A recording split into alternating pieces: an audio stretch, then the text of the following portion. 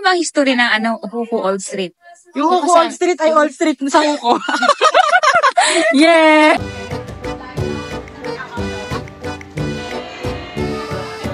Harder to admit it 'cause your love still want it and life don't seem familiar when. Hi guys! Welcome back and then nandito ba doon? Samahan niyo kami guys. So, when you turn it on, you can hear me speak. So, either way, you can turn it on now or whatever, it's okay. Okay. So, punta na kami sa Old Street. I-start na ng ating tour. Yun pala yun guys, purpose ng airport para marinig namin yung tourist guide. Ang galing ng tour guide namin guys. So, nandito naririnig ko siya. Magtutuloy na po kami. Pero hindi kami pwedeng lumayo sa kanya kasi wala yung connection. Diba high-tech? High-tech ang aming tour. And normally, this is a restaurant. Then yung guys, yung cup ng aming tour guide. Astig. Yeah. Hi vlog. Say hi. Subscribe. Like and subscribe and don't forget to click the notification bell para update kayo sa mga susunod vlog. Nagbabay na. Ano bang history ng Huko Old Street? Yung Huko Old Street ay Old Street sa Huko. Yeah! Eh! Walang duda. Sakto. So this is where the first station was at the beginning. So everything was here. The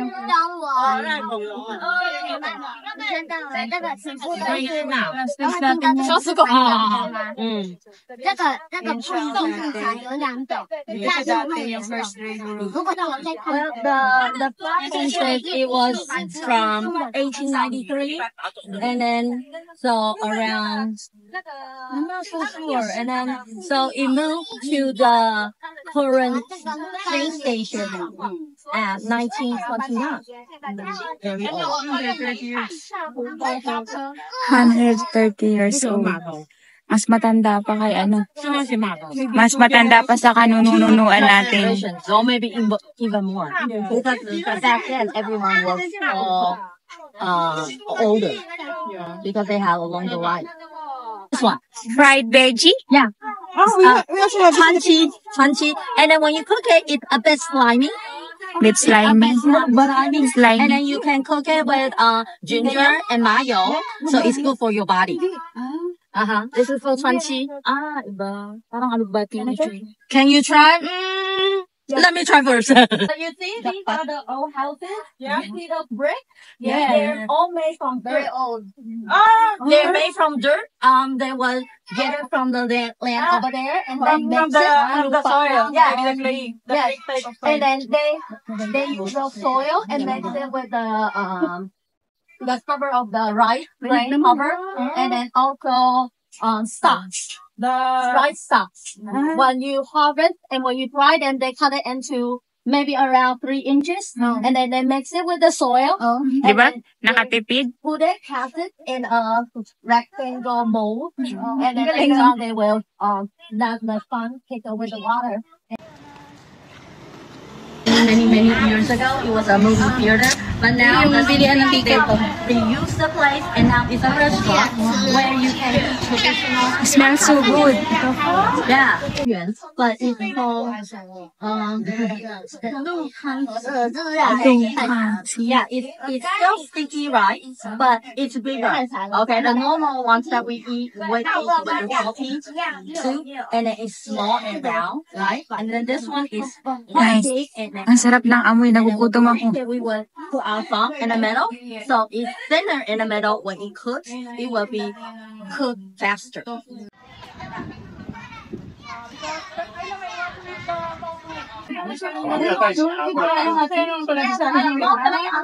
Ano ito? Sibuyas? Bawang pala bawang. Ay, ito yung inanan sa atin. Ito,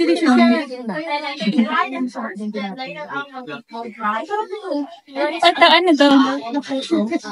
May, ito yung rice puto. Rice puto. Ito, single. pero made of rice. Ano to? Orange? Sugar, brown sugar. Yun yung brown sugar.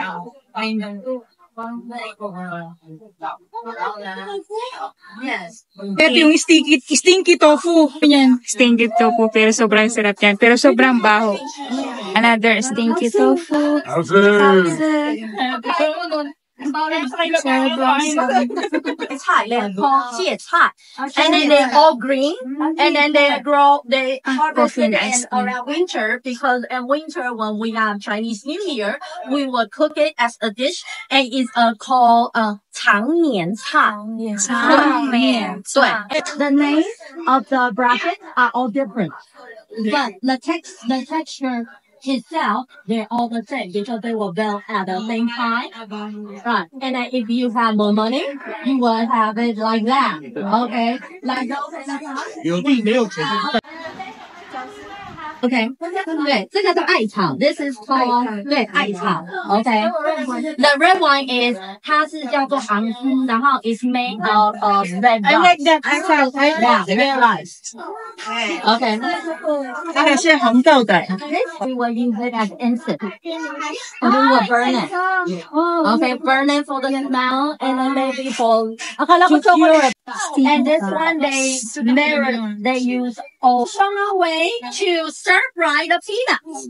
Okay, on the bottom there's salt. When the salt heated up, you don't melt, but it will get sweet. And then normally you will cook it. And then when it turns golden brown, then it's ready and let it go.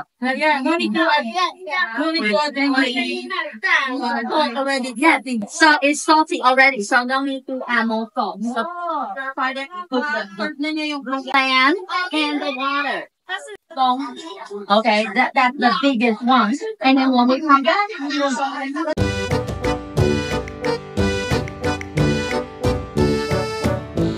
Guys, kapag mag-wish daw, pupunta sa gitna. And then, ayan. in a deep one down next after the land. Ayan, yung ginagawa nila. Nag-wish nila.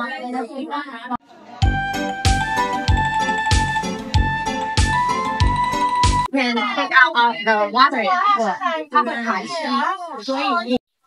Crunchy and some make it sour. And jinji. And this is tomatoes, guava. This is the red guava with the passion fruit. And this is the mango. The green mango. And this is also the green mango. 李子 plums.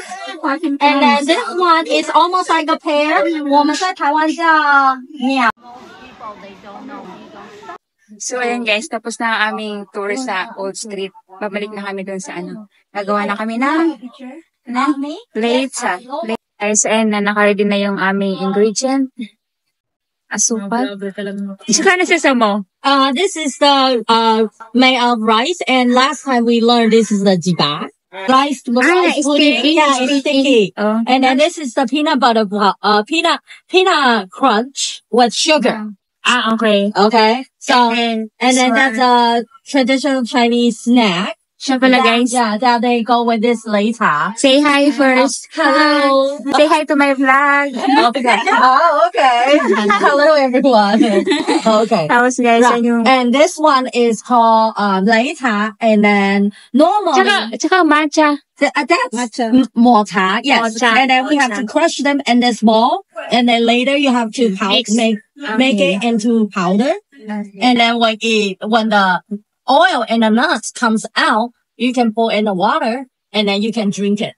It's almost like a tea, but it's a different tea that needs to be crushed. What do you call that? Later. Leitza. 对，擂茶。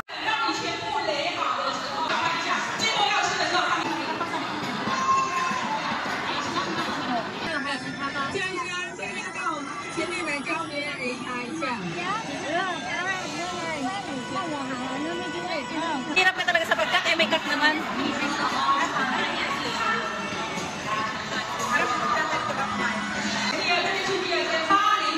Leitza.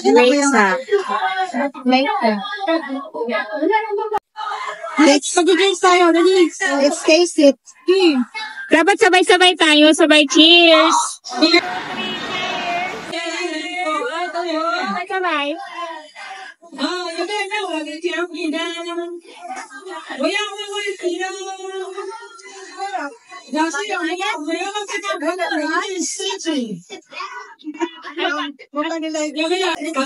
Guys, lasang barley. Matcha tapos barley. Pinagsama.